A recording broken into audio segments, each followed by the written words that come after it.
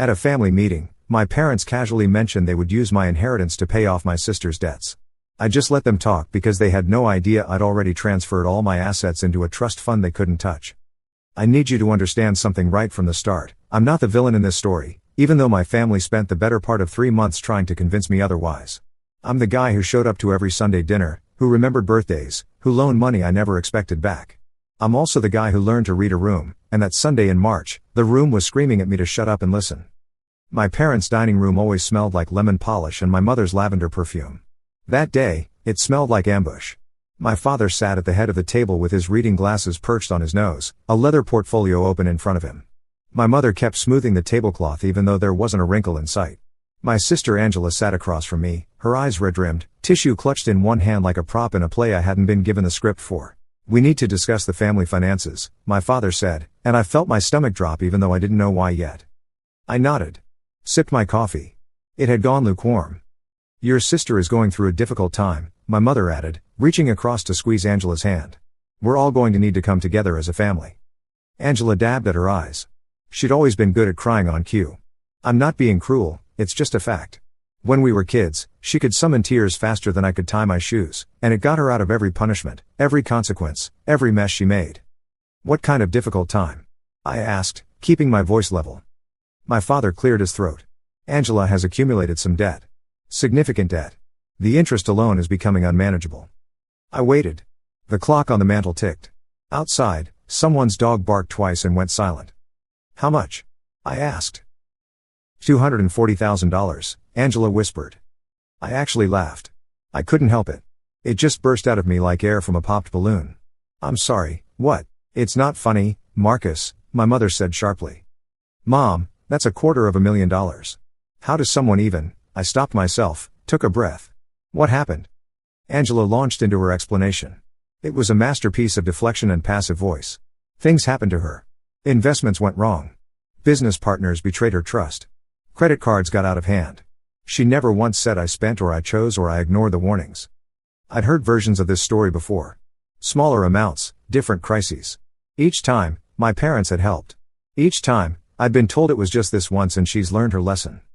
"So what's the plan?" I asked, though I was starting to guess. My father pulled out a document. "We've been reviewing our estate planning. Your mother and I have assets that, upon our passing, would be divided between you and your sister." "Upon your passing," I repeated. "You're both healthy. That could be decades from now." "God willing," my mother said. "But we can access some of those funds now.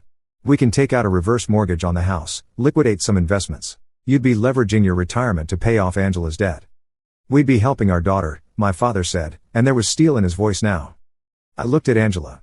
She wasn't meeting my eyes. "And what does this have to do with me?" Here it came.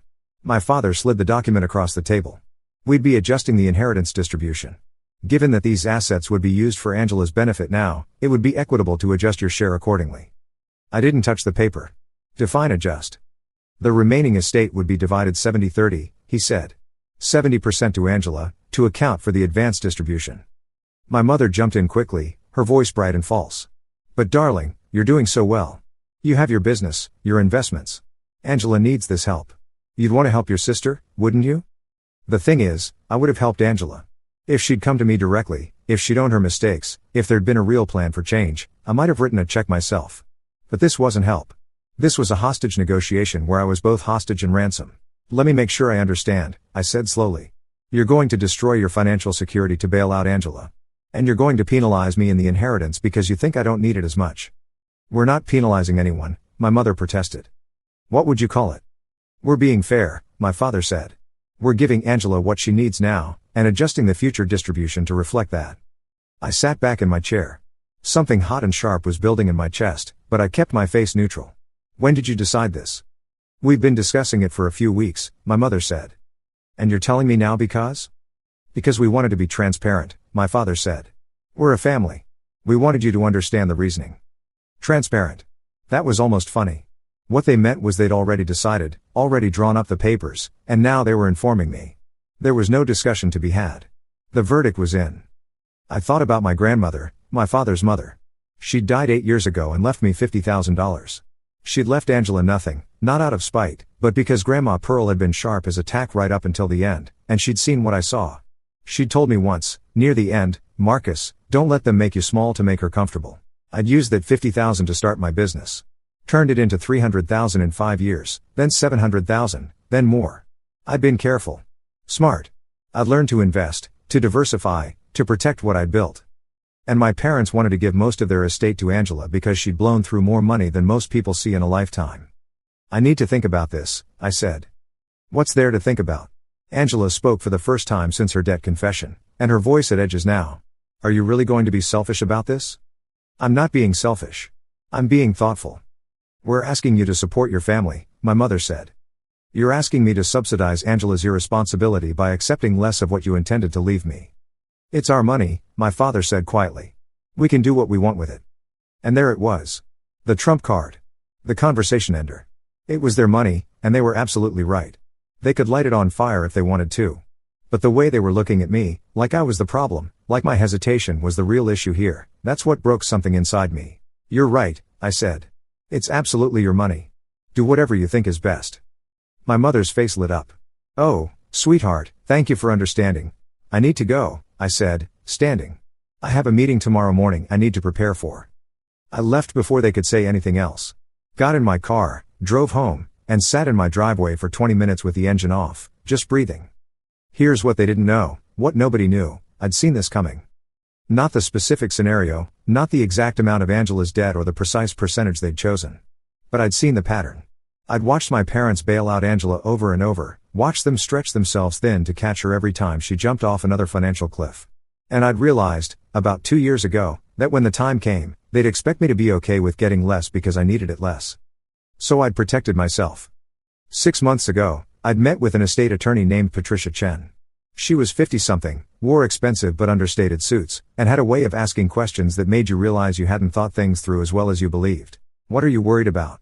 She'd asked during our first meeting. My parents are going to give everything to my sister, I'd said. Not because they love me less, but because she needs it more. And I don't know how to protect myself from that without looking like a monster. Patricia had nodded like she'd heard it 1,000 times. Let's talk about what you've built, and how to make sure it stays yours. I'd always assumed inheritance was about what you received. Patricia taught me it was also about what you already had, and how to make sure nobody could touch it. Over the next 3 months, we'd restructured everything. Created an irrevocable trust. Transferred my assets, my business, my investments, my properties, into entities my parents couldn't claim against future inheritance. Set up beneficiaries. Built walls. If your parents change their will, Patricia explained, this ensures they're only changing what's theirs to give. They can't retroactively decide you've already received your share by pointing to what you've built independently. It cost me $30,000 in legal fees. Worth every penny. So when I sat in my parents' dining room and they told me about their plan, I wasn't panicking. I was watching a storm I'd already built shelter against. But I let them talk. I let them explain. I let them think I was considering their proposal, that I might object, that I had a stake in their decision. I didn't tell them the truth, that they could give Angela 100% and it wouldn't touch me. My inheritance from them had always been modest compared to what I'd built. Their plan to penalize me meant nothing because there was nothing to penalize. The only thing they were really doing was showing me exactly where I stood. The next few days were quiet. I threw myself into work. Answered my mother's texts with short, non-committal replies. Didn't call Angela, didn't call my father. Just existed in the space between their decision and wherever this was going. Then Angela called me. Marcus, we need to talk, she said when I answered. Not hello, not how are you. Straight to business. About what? Don't play dumb. About Mom and Dad's plan. You need to tell them you're okay with it. I was in my office, looking out at the city skyline. Rain was starting to speckle the windows. Why would I do that? Because they're stressed. Because Mom is losing sleep. Because they're trying to help me and you're making it harder. I'm not making anything harder. I said they could do whatever they wanted. But you didn't say you supported it. They can tell you're upset.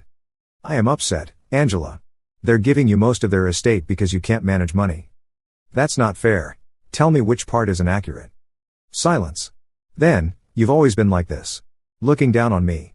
Judging me. I've never looked down on you.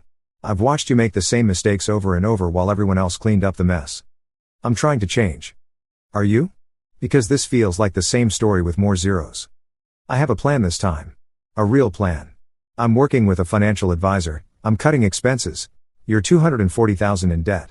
Your plan should have started years ago. I needed help. Her voice cracked. I needed support, not lectures. You don't know what it's been like. And maybe that was true. Maybe I didn't know what it was like to be Angela, to live in her head, to carry whatever drove her to spend and borrow and spend again. But I knew what it was like to be the sibling who did everything right and still ended up with less. I hope your plan works, I said quietly. I really do. But you won't tell mom and dad you support them. I won't lie to make them feel better about a bad decision. She hung up on me. That weekend, my father called. Marcus, can you come to the house? We need to finish this conversation. I thought the conversation was finished.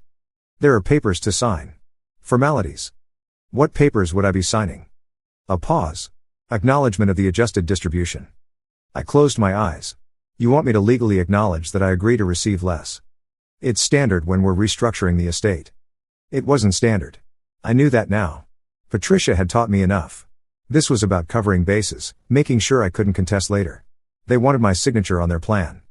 I'm not signing anything, I said. Marcus, Dad, I said you could do whatever you want with your money. And you can. But I'm not going to sign papers agreeing that it's fair or right or anything else. You're being difficult. Something in me snapped. I'm being difficult? You called me to a meeting, told me you're bankrupting your retirement to bail out Angela for the 100th time, and reducing my inheritance to make it fair. You didn't ask my opinion. You didn't discuss options.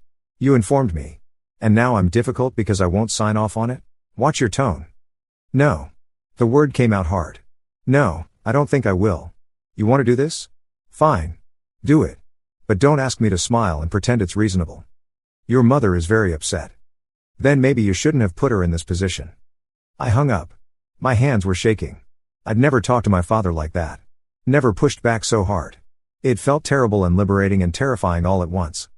My phone buzzed with texts. My mother, saying I was breaking her heart. Angela, calling me selfish. My father, demanding I apologize. I turned my phone off and went for a run. 5 miles. 10. Ran until my legs burned and my lungs screamed and I couldn't think about anything except the next step. When I got home, there was a car in my driveway. Patricia Chen's Tesla. She was sitting on my front steps, laptop bag beside her. Your assistant told me you might need a lawyer, she said. I figured I'd take a chance. How did you know? Your father's attorney called me this afternoon. Asked if I represented you. I said I couldn't confirm or deny. He said they were concerned you might contest the estate restructuring. I sat down beside her. They want me to sign papers. I know. They sent them over. Very aggressive language. Essentially, you'd be waiving any claim to equitable distribution, agreeing the 70-30 split represents fair consideration, and acknowledging receipt of adequate disclosure. In English? They want you to legally promise you won't sue them or Angela later. They're scared, Marcus. Scared you'll fight this after they're gone. I wouldn't do that. They don't know that. From their perspective, you're angry and uncooperative. They're trying to lock you in. I dropped my head into my hands. This is insane. It's family. It's always insane. Patricia opened her laptop. Let me show you something. She pulled up documents. Trust papers. Corporate filings. Asset transfers. Everything we'd built over the last 6 months. This is what they don't know about, she said. Your business is held by an LLC that's owned by the trust. Your investment accounts are trust assets. Your rental properties are in the trust's name. As of 4 months ago, Marcus Holloway the person owns almost nothing. Marcus Holloway the trust holds everything. And my parents' estate? Completely separate. Whatever they leave you is gravy. Nice to have, but not necessary. They can split it 90-10, give it all to Angela, donate it to charity, doesn't matter. You're protected. I stared at the screen. So what do I do? Nothing. You don't sign their papers. You don't agree to their terms. You let them do what they're going to do, and you move on with your life. They'll hate me. Maybe. Or maybe they'll realize they don't have the leverage they thought they did. Either way, you're safe. That night, I couldn't sleep. I kept thinking about my grandmother, about the last conversation we'd had before she went into hospice. Your parents are good people, she'd said. But they're blind when it comes to your sister. They think love means rescue. You have to learn the difference. What's the difference? I'd asked. Love teaches someone to swim. Rescue just keeps pulling them out of the water. Eventually, you both drown. I'd thought about that a lot over the years. Wondered if I was being unloving by not joining the rescue effort. But watching my parents scramble now, watching them mortgage their future for Angela's present, I realized Grandma Pearl had been right. This wasn't love.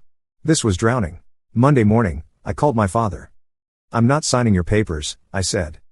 Marcus, please, let me finish. I'm not signing because I don't agree with what you're doing. But I'm not going to fight you either. You want to restructure your estate? Do it. You want to give Angela 70%? That's your choice. But I won't put my name on it. The lawyers said we need your signature for the paperwork to be complete. Then your paperwork won't be complete. But Dad? Think about this. Really think. You're talking about reverse mortgages and liquidating investments. What happens to you and Mom if Angela doesn't change? What happens when you run out of money to give her? That's not going to happen. It's already happening. This is just the biggest version yet. He was quiet for a long time. Are you done with this family? The question hit me like a fist. What? Your mother wants to know if you're done with us. If you're walking away. Dad, I'm not walking away. I'm just not enabling this anymore. It sounds like the same thing to her. Then I don't know what to tell you. He sighed. I hope you change your mind. I hope you do too. We hung up. I felt hollowed out, like someone had scooped out my insides and left just the shell. The next few weeks were a special kind of torture. My mother stopped texting. Angela unfriended me on social media. My father sent formal, distant emails about respecting boundaries and taking space. I showed up to my niece's birthday party, Angela's daughter, wait, scratch that, my niece Sophia. She was turning 7. I brought presents. Angela took them without looking at me and told Sophia to say thank you. My mother gave me a hug that felt like an obligation. My father shook my hand. I left after an hour. Sophia asked why I was leaving early. I didn't know what to say. But I didn't break. Didn't call them and apologize.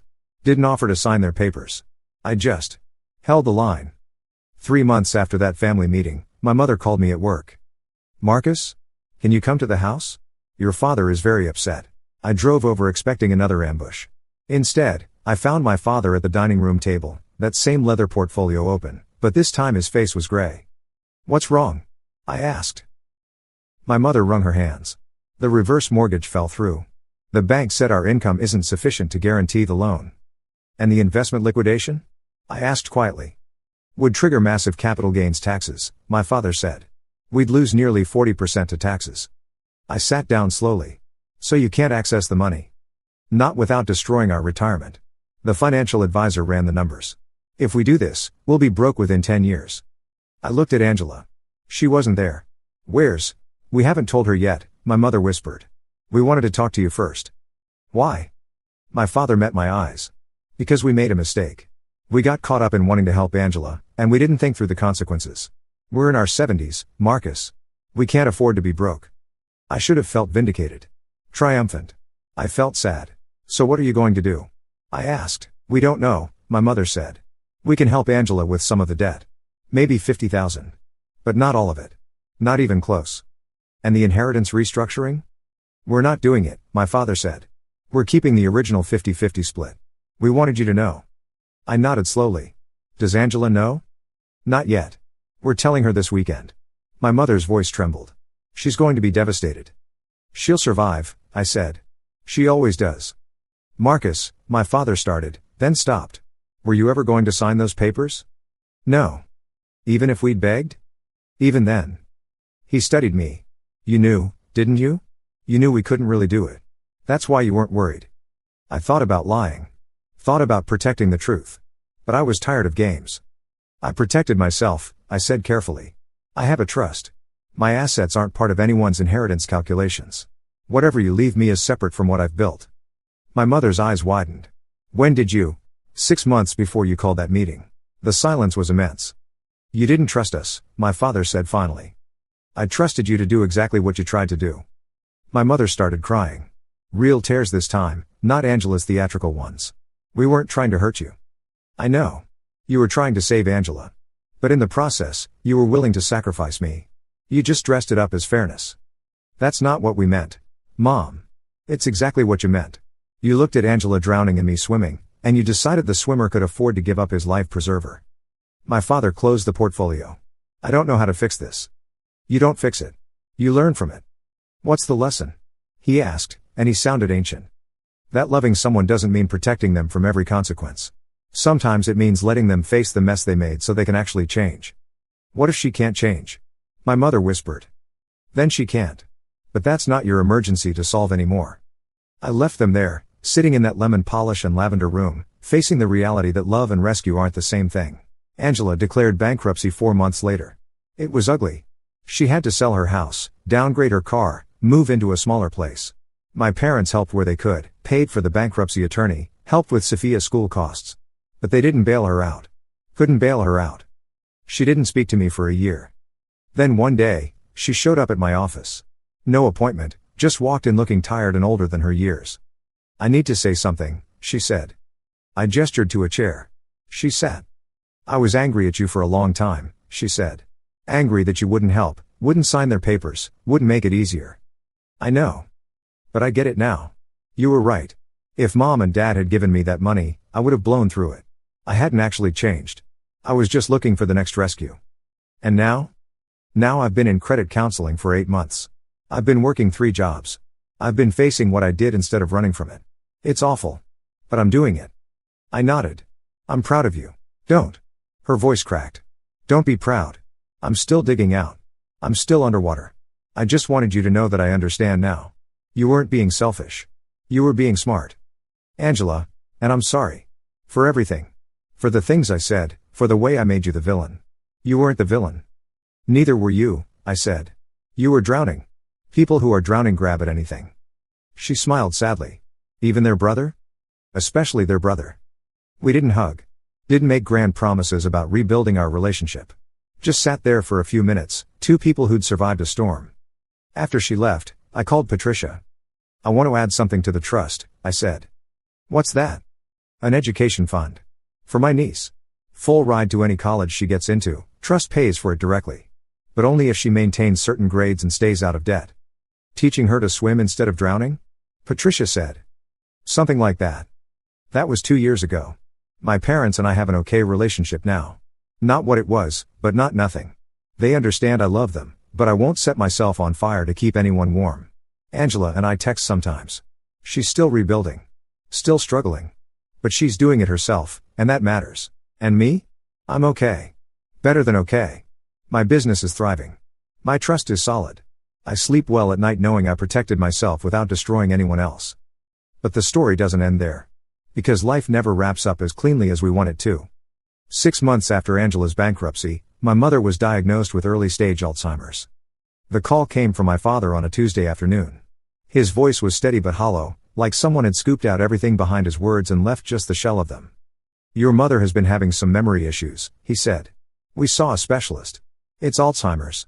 Early stage, but progressive." I was in a client meeting. I excused myself, walked to the bathroom, locked the door, and just stood there staring at my reflection in the mirror. My mother. The woman who remembered everyone's favorite foods, who never missed a birthday, who could recite family stories going back 3 generations. "How early?" I managed to ask. "Maybe 5 years before it gets severe. Maybe 10. They can't say for sure. What do you need?" There was a long pause. "I don't know yet. I just wanted you to know." I drove to their house that evening without calling first. My father opened the door and looked surprised to see me, then relieved, then something else I couldn't name. My mother was in the kitchen making dinner. She looked normal. Moved normal. When she saw me, her face lit up with genuine joy. "Marcus. I didn't know you were coming. Have you eaten?" "Not yet." "Perfect timing then. I made pot roast." We ate dinner like it was any other Tuesday. She asked about my business, told me about her book club, laughed at my father's terrible jokes. If I hadn't known about the diagnosis, I wouldn't have seen the cracks. But I knew now, so I saw them. The way she paused before my name, just a fraction of a second. The way she checked the oven timer 3 times in 10 minutes. The way she told me the same story about her neighbor's cat twice, 15 minutes apart. After dinner, I helped my father clean up while Mom went to watch her shows. "How bad is it really?" I asked quietly. "Some days better than others." She gets confused about recent things. Forgets conversations we had yesterday. But the old memories are still sharp. For now. "And you? How are you handling it?" He dried a plate slowly, carefully. "I'm terrified. I'm 73 years old, Marcus. I don't know if I can take care of her through this. The doctor says eventually she'll need full-time care. Memory care facilities. Do you know what those cost?" I did, actually. I'd looked it up in the bathroom at work, between my father's call and driving over. 70 to 90,000 a year. Sometimes more. "We have some savings," he continued. "But if this goes on for years." He didn't finish. He didn't have to. "Does Angela know?" I asked. "We told her yesterday. She came by. She cried a lot. Offered to help however she could." I almost laughed, but caught myself. Angela could barely help herself. How was she going to help with this? Over the next few months, I watched my mother disappear in increments. She'd forget my visits the day after they happened. Started calling me by my father's name sometimes. Got lost driving to the grocery store she'd been going to for 40 years. My father aged a decade in 6 months. The stress carved lines in his face that hadn't been there before. He stopped sleeping well. Lost weight. Started making small mistakes, forgetting to pay bills, missing appointments. Angela visited every few weeks. She'd sit with Mom, hold her hand, cry quietly in the kitchen afterward. But she couldn't do more than that. She was working 60-hour weeks between her 3 jobs, trying to rebuild her credit, trying to keep Sophia's life stable. She didn't have the bandwidth for more. I started visiting twice a week. Then 3 times. Then I hired a part-time caregiver to give my father a break. Cost me $3,000 a month. I didn't tell him I was paying for it, let him think his insurance covered more than it did. Patricia called me after I'd transferred the money for the 3rd month. Marcus, we need to talk about your long-term strategy here. What's there to talk about? My mother needs care. And you're paying for it out of pocket. That's not sustainable. I can afford it. For now. But if this goes on for 5 years? 10? You could burn through $500,000. That's your trust fund money. That's your retirement. What am I supposed to do? Let my father collapse trying to do it all himself? She was quiet for a moment. No. But you need to have a conversation about expectations. About resources. About what happens when the money runs out. I knew she was right. I just didn't want to have that conversation. But life forced it anyway. My father had a heart attack 8 months after Mom's diagnosis. Mild, the doctors said. Stress-induced. He'd be fine with medication and lifestyle changes. But he couldn't be my mother's primary caregiver anymore. The stress would kill him. I sat in the hospital with Angela while they ran tests on Dad. Mom was with a neighbor, probably confused about where everyone had gone. We need to figure this out, Angela said. Her face was blotchy from crying. We can't let this keep happening. I know. Memory care. That's the answer, right? Get Mom into a good facility, Dad can visit every day but not burn himself out. That's $70,000 a year minimum. How much do they have saved? I'd looked at their finances with my father's permission after the heart attack. About $200,000. If we're lucky, that buys 3 years. Then what? Then we figure something else out. Angela bit her lip. Marcus. I can't help financially. You know I can't. I know. I'm not asking you to. But you can. She looked at me directly. You have money. You've always had money. And there it was. The thing hovering between us. I'm already paying for the part-time caregiver, I said quietly. Her eyes widened. What? $3,000 a month for the last 8 months. Dad doesn't know. I've been covering it. Why didn't you tell us? Because I knew this conversation would happen eventually. Everyone would start looking at my bank account and doing math. That's not fair. Isn't it? 2 years ago, Mom and Dad wanted to restructure their entire estate to bail you out.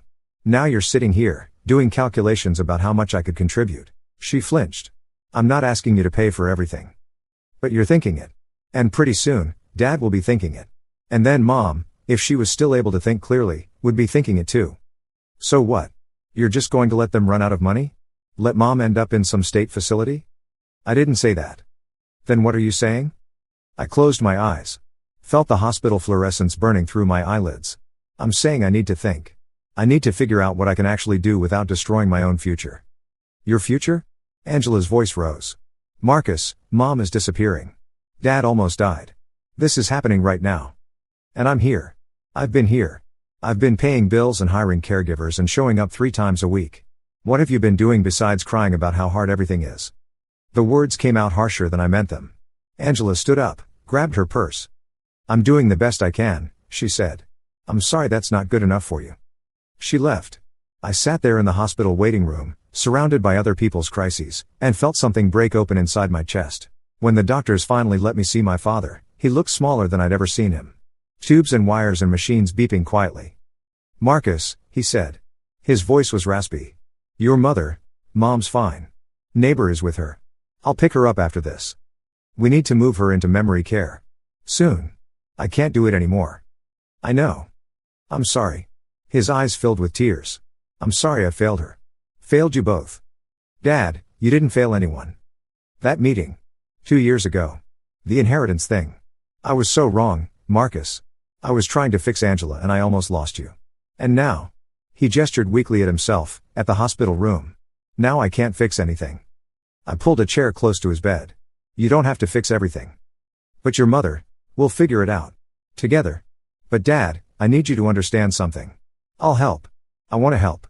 But I can't sacrifice everything I've built. I can't destroy my future to fund memory care indefinitely. He looked at me for a long time. The trust fund.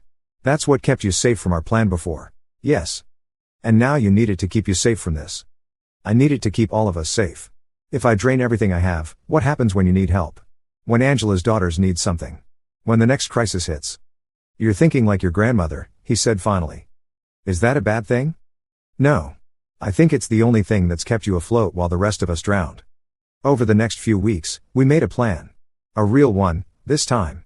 Not based on panic or guilt or wishful thinking. My parents' savings would cover 18 months of memory care.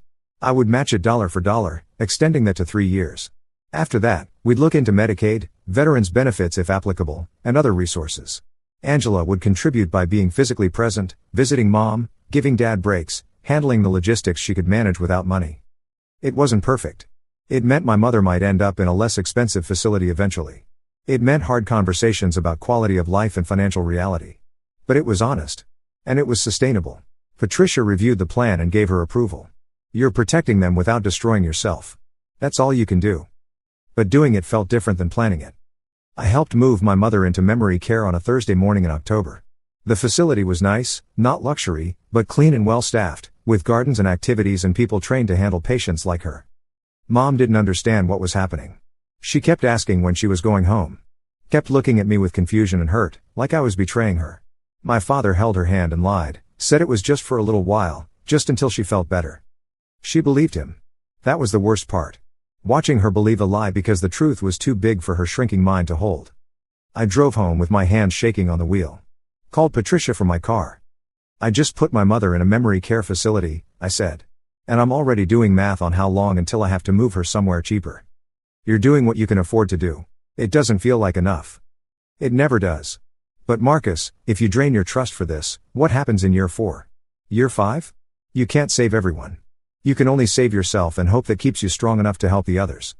I thought about that a lot over the next few months. About Grandmother Pearl's distinction between love and rescue.